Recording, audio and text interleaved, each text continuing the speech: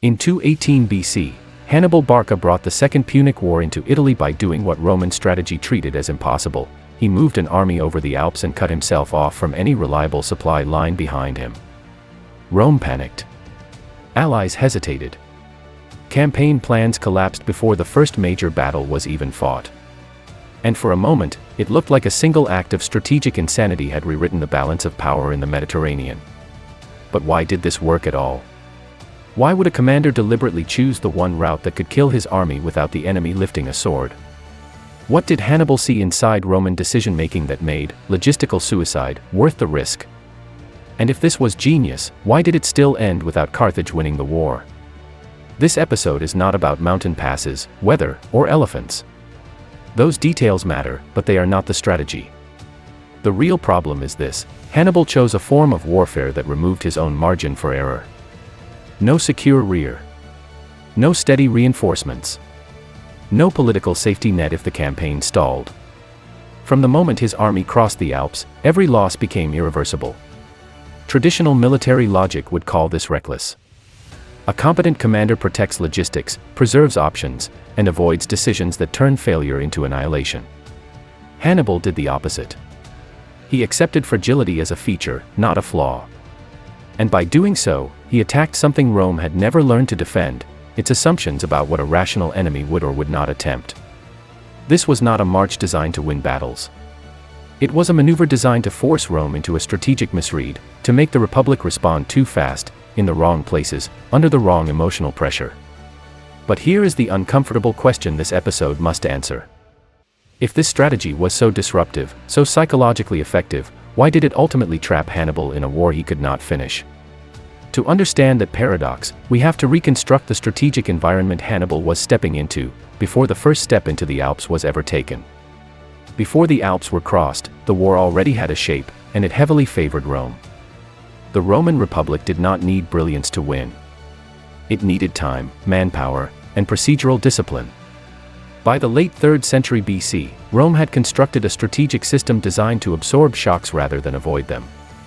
Its strength did not lie in individual commanders, but in institutional endurance. Consuls could fail. Armies could be destroyed. The Republic would simply raise another. Carthage, by contrast, was operating under structural constraints that were easy to overlook but impossible to escape. It did not possess Rome's demographic depth. It did not control a unified political military machine. Its overseas operations depended on negotiation, money, and fragile loyalty rather than civic obligation. Hannibal was not commanding a nation in arms. He was commanding an expedition. This imbalance defined the real strategic environment. Rome's objective was not to outthink Hannibal. It was to deny him a decisive outcome. Delay favored Rome. Attrition favored Rome. Even stalemate favored Rome. As long as the war remained geographically distant from Italy, Roman political cohesion held. Taxes were paid. Allies stayed loyal. Losses were tolerable. Hannibal understood this asymmetry with brutal clarity. A conventional invasion, by sea, or through predictable land routes, would be absorbed.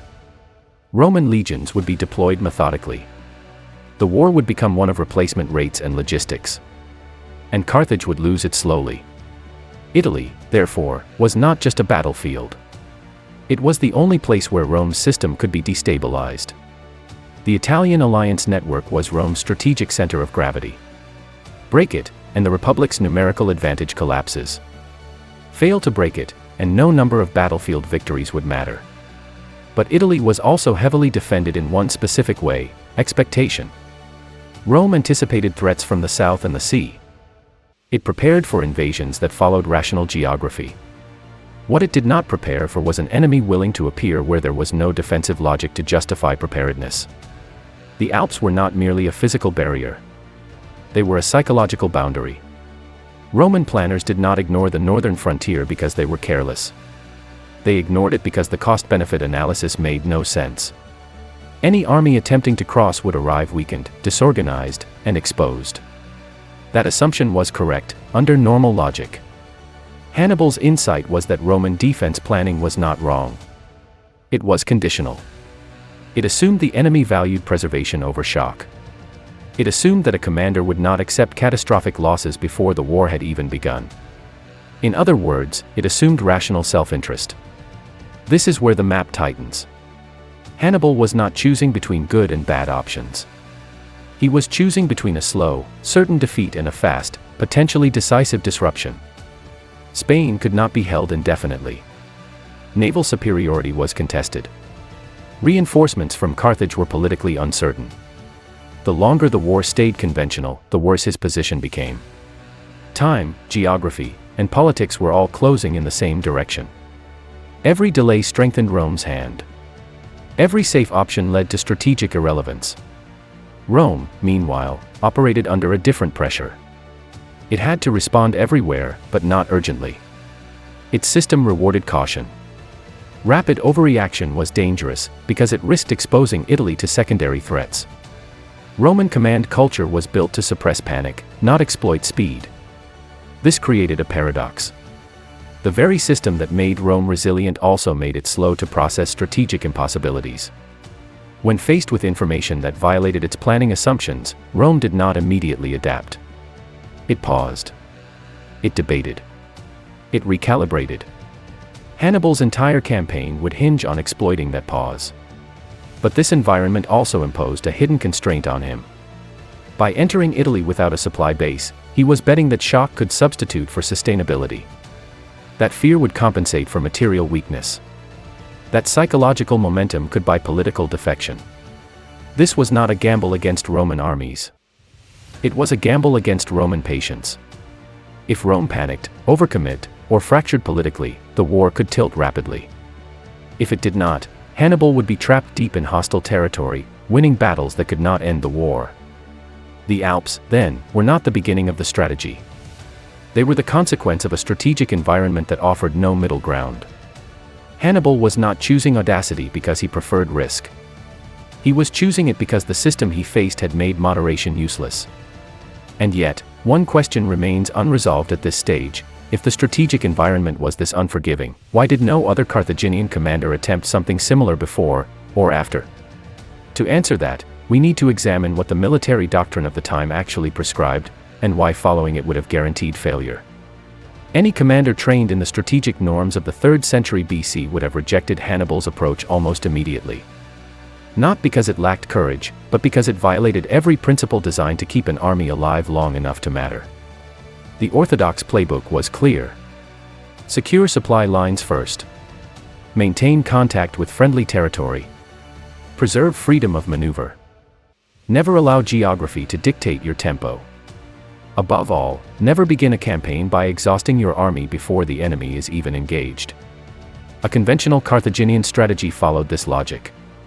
Advance gradually from Spain or North Africa. Use naval movement to control pace. Apply pressure on Roman allies through raids and diplomacy. Force Rome to disperse forces across multiple fronts. Win selectively. Preserve strength. This approach minimized risk. It also maximized predictability. And that predictability was fatal. Rome was structurally optimized to defeat conventional threats. Its doctrine did not require brilliance. It required compliance with procedure. A conventional invasion would trigger known responses. Legions would be raised on schedule. Consular armies would deploy along established axes. Attrition would be absorbed. Losses would be replaced. Political cohesion would hold. The Roman system did not collapse under pressure. It normalized pressure. This is the critical contradiction Hannibal identified. The very logic designed to ensure military success made Rome strategically rigid. The Republic expected threats that behaved responsibly. It planned for enemies who valued sustainability. It prepared for wars that unfolded along intelligible lines. Any strategy that respected those assumptions would be defeated by them. From this perspective, good strategy became indistinguishable from strategic suicide. Playing by the rules meant entering a contest Rome was structurally guaranteed to win. There was no clever maneuver within the doctrinal framework that could compensate for Rome's demographic and institutional advantages. So Hannibal faced a stark choice. Either accept the logic of the system and lose slowly, or violate it so completely that the system could not respond correctly in time. This is where most analyses stop and label the Alps crossing as bold or brilliant. That misses the point. The decision was not about audacity. It was about rejecting a framework that made victory impossible. Hannibal did not choose an extreme option because he was reckless. He chose it because moderation had become irrational. But rejecting doctrine comes with consequences that doctrine exists to prevent. The standard playbook exists to manage uncertainty. Supply lines exist because armies consume resources faster than they can capture them. Secure rear areas exist because morale erodes without perceived safety. Redundancy exists because plans fail. Hannibal deliberately stripped away every one of these safeguards. Why? Because doctrine also shapes enemy expectation. Roman commanders did not simply defend territory. They defended probability distributions. They allocated attention, manpower, and preparation based on what made sense to do. An enemy that refused to behave sensibly disrupted that entire allocation process. The Alps crossing was therefore not an alternative route. It was a method of strategic disorientation. It attacked Rome's planning horizon.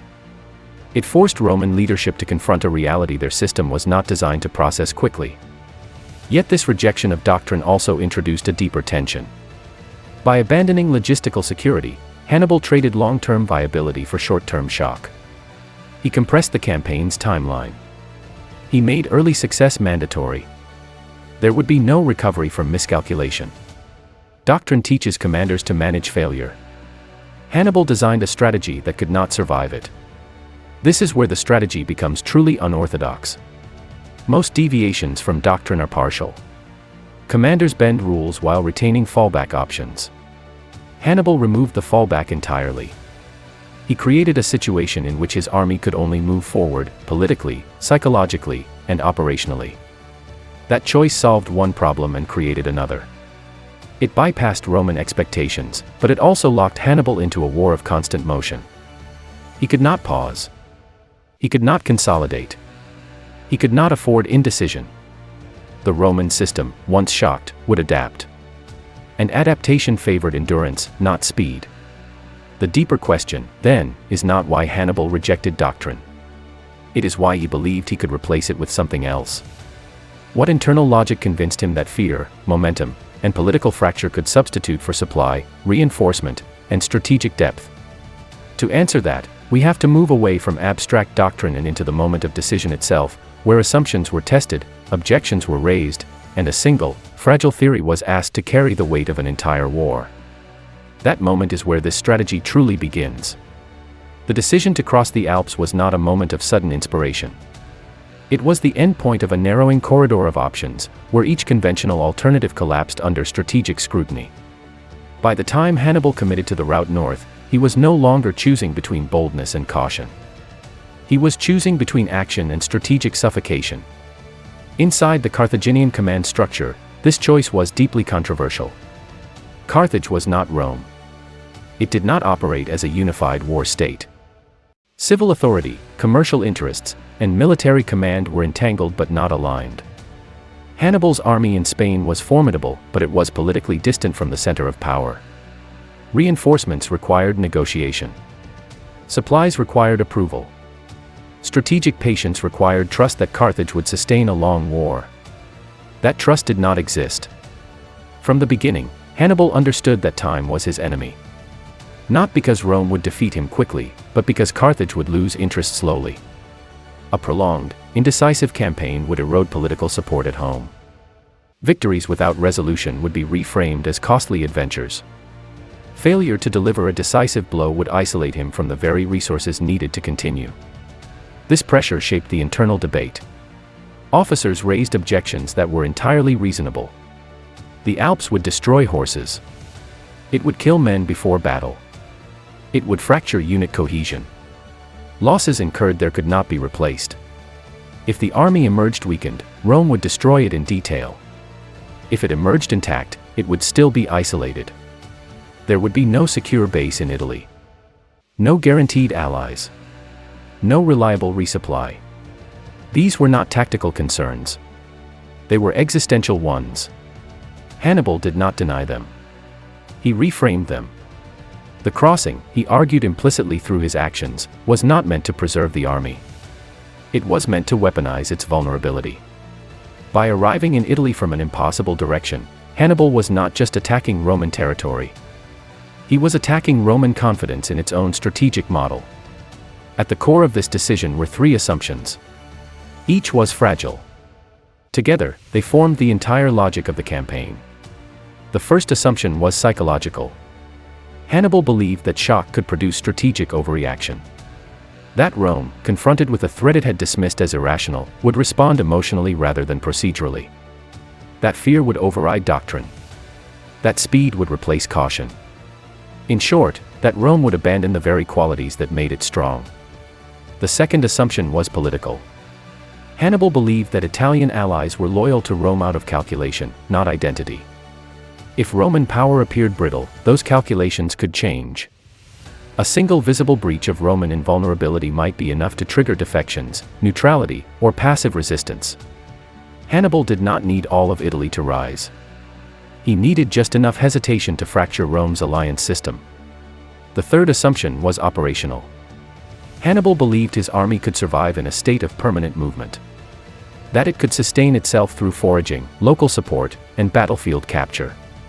That momentum could compensate for logistics. This was the most dangerous assumption of all, because it transformed every pause into a risk. Together, these assumptions created a strategy that did not aim for territorial control or immediate destruction of Roman forces. It aimed for systemic destabilization. The Alps crossing was not the objective. It was the opening signal. But this decision also created internal contradictions. By rejecting supply lines, Hannibal rejected strategic depth. By relying on shock, he compressed time. By betting on political collapse, he accepted the possibility that none would occur. There was no contingency plan if Rome absorbed the blow. This is the point where many narratives insert the language of genius. That framing is misleading. Genius implies control. What Hannibal was doing was closer to constraint manipulation. He was forcing the war into a configuration where Rome's advantages would take time to activate, while his own disadvantages would not matter immediately. The cost of this approach was absolute dependence on early effects. The campaign did not need to succeed completely. But it could not afford to stall. Delay would be fatal. Indecision would be fatal. A single operational misjudgment could cascade into collapse. This explains why the decision appears so extreme in hindsight. It was extreme because the environment had become extreme. Hannibal was not seeking brilliance. He was seeking escape from a strategic equation that made defeat inevitable. And yet, the moment the decision was made, a new danger emerged. Once the army committed to the Alps, the strategy ceased to be theoretical. Assumptions would meet terrain. Psychology would meet exhaustion. And the margin for error would shrink to almost nothing. Because from that point forward, the strategy no longer depended on what Rome believed. It depended on whether Hannibal's army could endure long enough for those beliefs to matter. And that is where theory gave way to execution, and where this strategy came closest to collapsing under its own weight. Once the army entered the Alpine corridor, the strategy stopped being an argument and became a test of endurance. Every abstract assumption now depended on physical survival. Terrain imposed its own logic. Weather imposed its own tempo. And logistics, now deliberately stripped down, reasserted itself as the dominant force shaping every decision. The crossing itself was not a single ordeal but a sequence of compounding stresses. Narrow paths restricted movement. Units could not maneuver freely. Formation discipline broke down under exhaustion. Losses occurred not in dramatic engagements, but through slips, exposure, sickness, and attrition that no command decision could reverse. Horses died. Equipment was abandoned. The army did not emerge intact. It emerged diminished, and aware that there would be no recovery phase. This mattered because Hannibal's strategy did not allow for recuperation. The moment the army descended into Italy, it was already operating below optimal strength. There was no pause to rebuild cohesion. There was no rear area to reorganize. The army had to move, forage, intimidate, and fight almost immediately. Momentum was no longer an advantage. It was a requirement. Logistics now operated on a knife edge. Without supply lines, sustenance depended on speed and intimidation. The army had to remain unpredictable to avoid counter-concentration. It had to keep pressure high enough to deter local resistance, yet controlled enough to avoid provoking unified opposition. Every march route became a calculation, resources gained versus attention attracted. This created a fragile operating rhythm. Too slow, and Roman forces could mass. Too aggressive, and local populations would resist. Too passive, and supplies would vanish. The army existed in a constant state of calibrated tension, where operational success was measured not by territory held but by the absence of collapse. Here, the strategy revealed its most dangerous flaw. It depended on uninterrupted execution. There was no redundancy. No buffer. Any disruption, whether delays, intelligence failure, internal dissent, could cascade. A conventional army absorbs shocks through depth. Hannibal's force had none. Several moments pushed the campaign toward that edge. Tribal resistance in the mountains had already weakened morale. In Italy, intelligence was imperfect. Roman movements were not always visible. Local cooperation was inconsistent. The army was strong enough to threaten, but not strong enough to dominate decisively without battle. This is where Hannibal's leadership style became inseparable from the strategy itself. Command could not be bureaucratic. Decisions had to be immediate. Authority had to be personal. Hesitation would be interpreted as weakness, not just by enemies, but by allies and subordinates whose loyalty now rested on perceived inevitability. The army survived by projecting certainty it did not possess. That projection was a form of psychological logistics. Confidence substituted for supply. Fear substituted for fortification. Reputation substituted for numbers. But these substitutes were volatile. They required constant reinforcement through action. Two microfailures nearly unraveled this system. The first was environmental. Weather delays slowed movement at critical moments, compressing decision windows. For an army without reserves, lost time was lost initiative. The second was informational. Roman responses were not always immediate, but they were adaptive. Once the initial shock passed, Roman commanders began to probe rather than panic. That probing threatened to expose how thin Hannibal's operational margin really was. Yet the strategy held, just enough. Early engagements restored momentum. Local perceptions shifted. Roman confidence wavered. Not because Rome was losing the war, but because it could no longer predict its shape. The Alps had succeeded in one crucial respect: they forced Rome to fight on terms it had not planned for. But this success concealed a growing contradiction. Every victory deepened Hannibal's isolation. Every advance increased the distance from any potential support. The army was winning space it could not secure. It was generating fear it could not convert into resolution. Execution, in other words, did not fail. It worked. And that was the problem. Because the better it worked tactically, the more it entrenched a strategic situation with no clear endpoint. By the end of this phase, Hannibal had proven that the unthinkable could be done. An army could cross the Alps. Rome could be surprised. Doctrine could be bypassed. But proof of concept is not the same as strategic closure. The next phase would determine whether this disruption could force Rome into a fatal misstep, or whether Rome's system would absorb the shock and adapt. That answer depended not on Hannibal's next move, but on how Rome interpreted what it was seeing, and where it chose to respond. Rome's first reaction to Hannibal's appearance in Italy was not confusion. It was disbelief. Reports arrived that contradicted every planning assumption the Republic relied on. An enemy army had emerged from a direction deemed strategically irrational.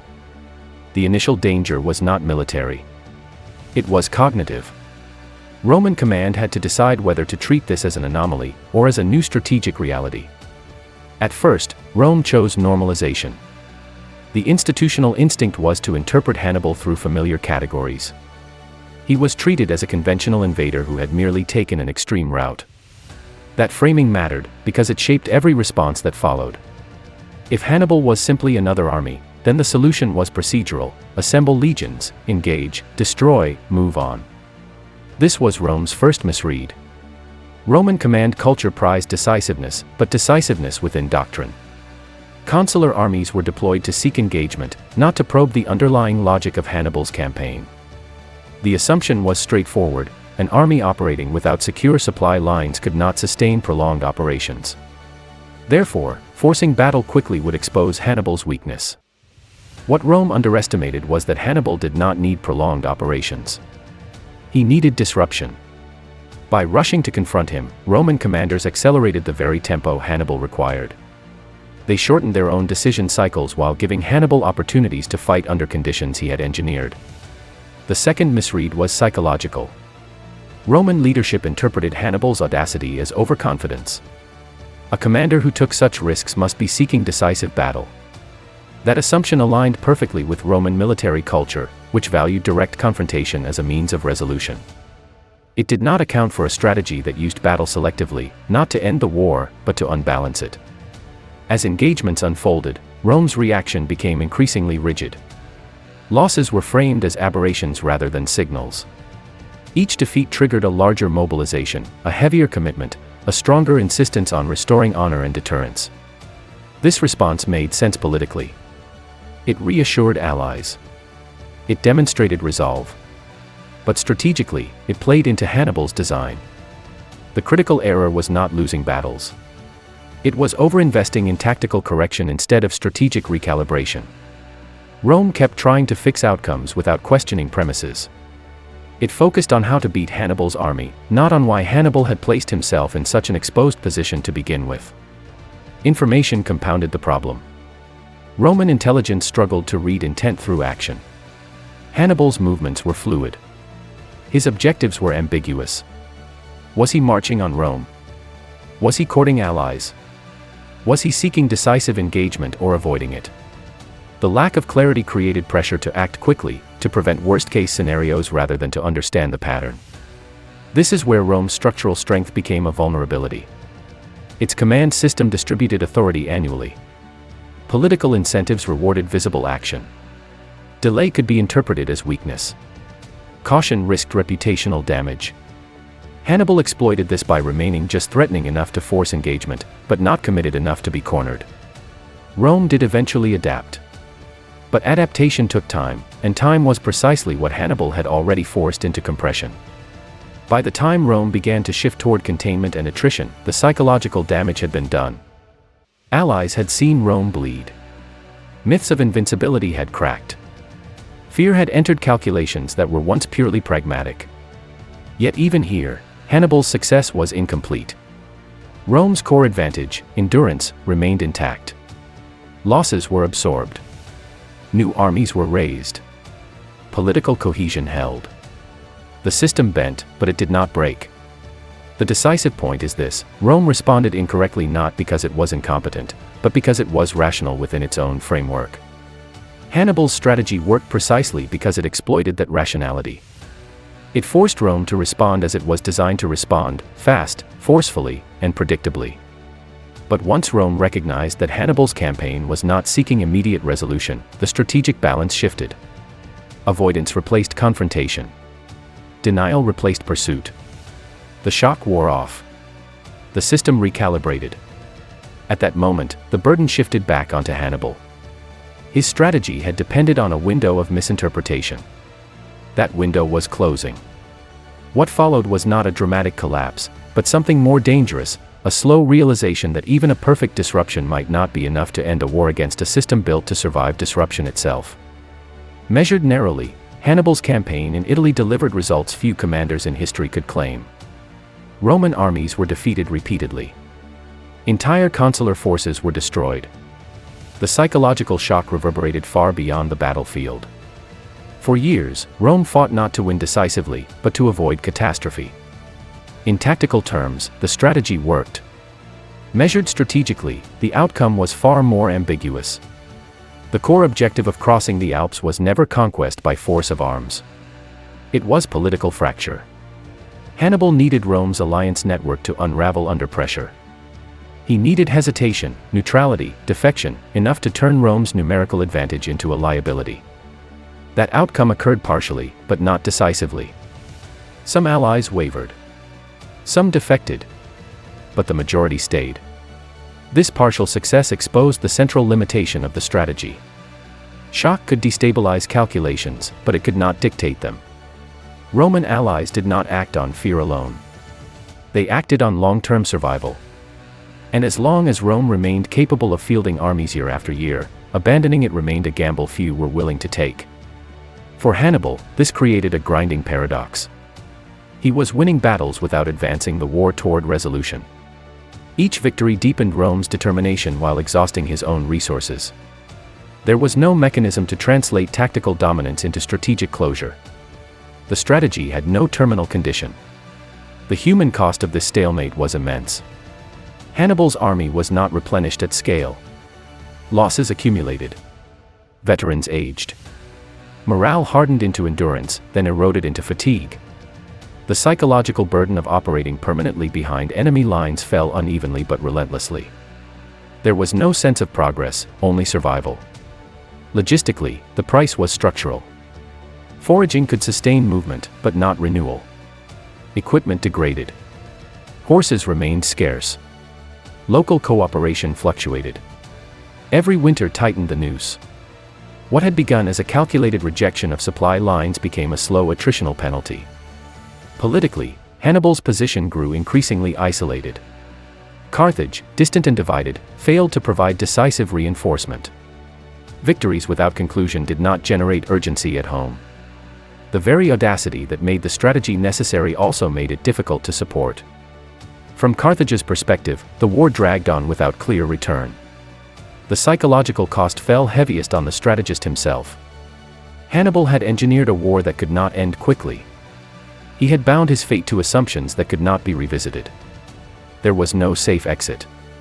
No honorable draw. Only continuation or collapse. From Rome's perspective, the cost was different but equally profound.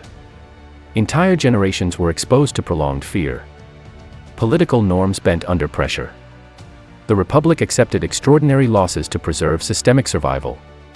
In doing so, it learned a brutal lesson: it did not need to defeat Hannibal. It only needed to outlast him. This reframing marked the true end of the Alps strategy as a decisive force. Once Rome accepted indefinite war as the price of survival, Hannibal's leverage diminished. Shock gave way to endurance. Disruption gave way to absorption. The strategy had achieved the impossible, but it had also revealed its own ceiling. Hannibal proved that doctrine could be shattered. He proved that a rational system could be forced into error. He proved that logistical vulnerability could be weaponized. But he also proved something more uncomfortable: that a system built on scale and persistence could survive even catastrophic misreads. The Alps crossing did not fail because it was irrational.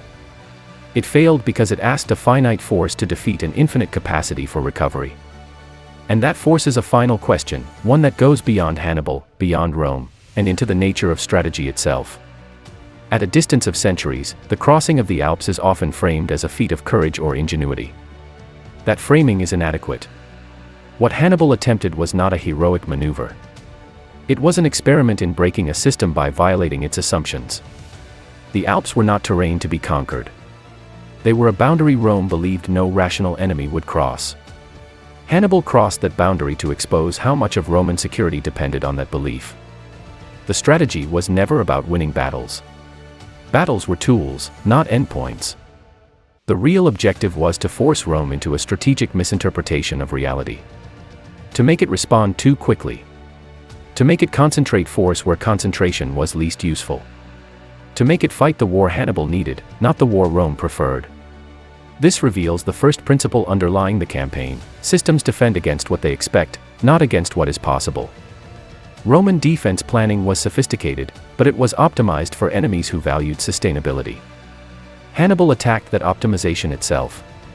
By accepting fragility, he made himself strategically illegible, at least temporarily. The second principle is more unsettling. Strategic disruption is not the same as strategic resolution.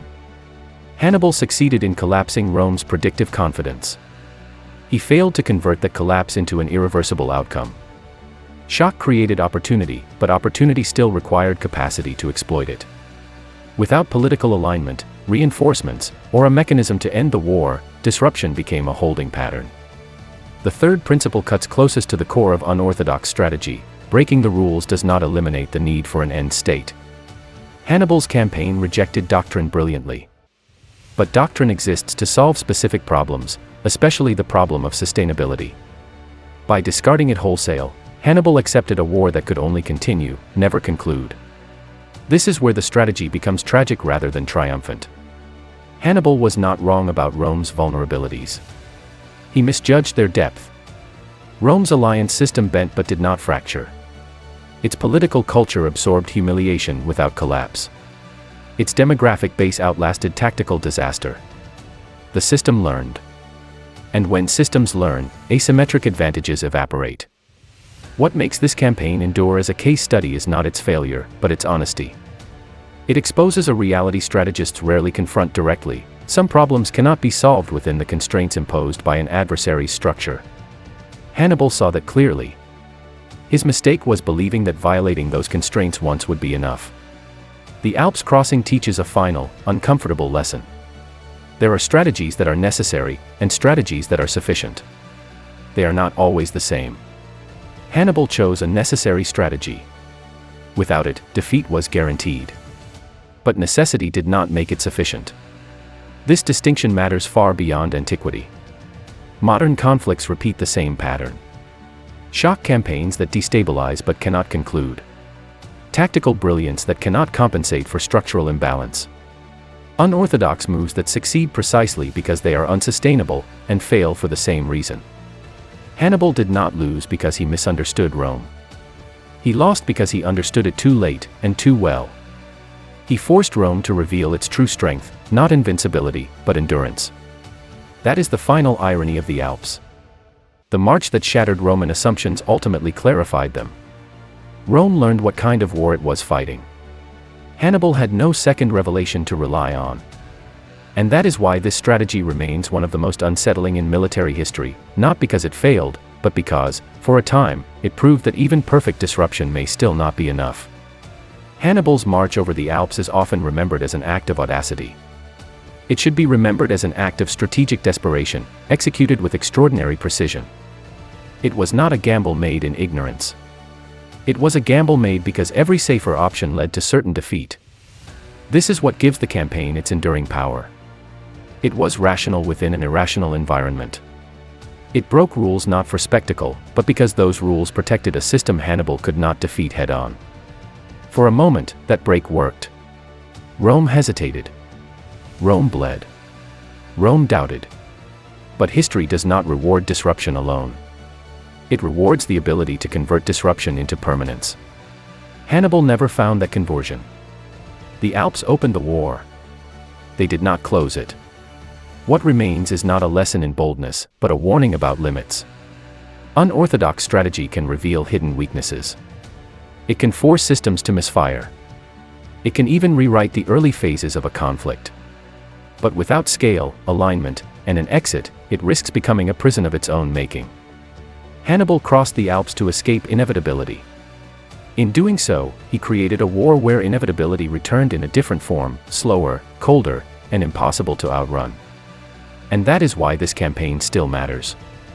Not because it shows how to win against the odds, but because it shows what happens when brilliance collides with a system that can afford to wait.